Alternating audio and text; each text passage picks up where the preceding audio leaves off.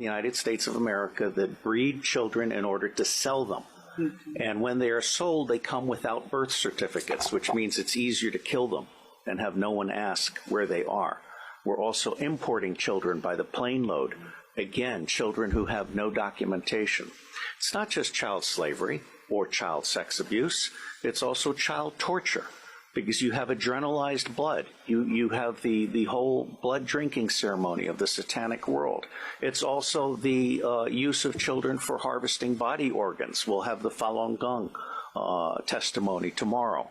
One of the reasons that the Falun Gong are so popular is because they're so healthy, so that you can harvest their body organs and get the very best. And then you have ritual ceremonies and ritual murder, as well as incidental murder.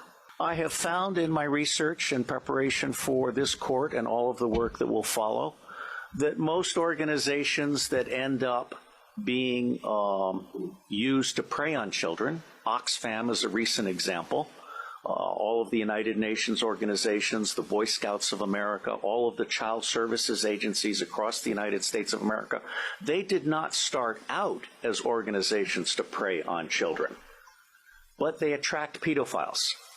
And ultimately, pedophiles end up rising in the ranks and controlling those organizations, so that an organization that initially started out in the service of children becomes an organization that is in fact hunting children. Now, it's not my working assumption, but the working assumption yet to be proven that the totality of the children disappearing worldwide is toward 8 million people, toward 8 million children.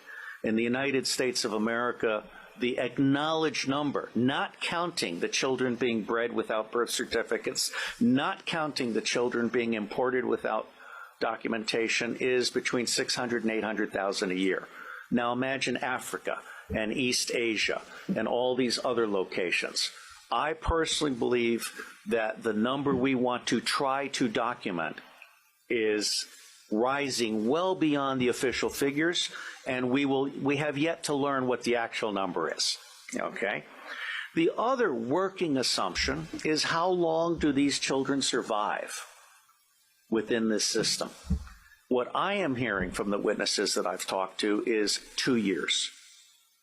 It may be longer. It may be 4 years. It may be 6 years. But by and large, these children are so abused.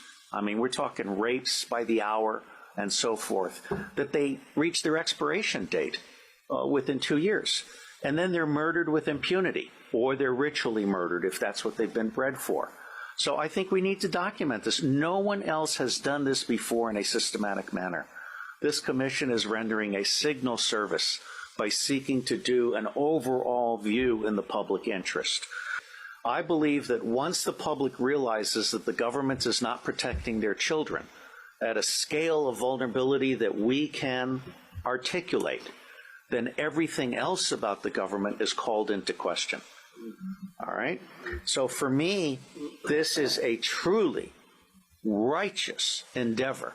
And I will end by saying that as much good as it might do to get the British angry, for me, the center of gravity for change is the American public.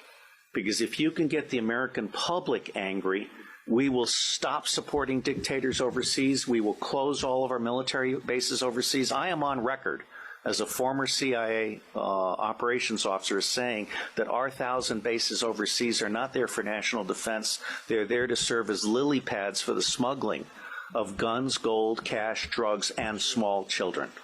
So let me say I am proud to be in your company. And I believe that no matter what we do or do not do, it is going to make a difference. God bless you all. These children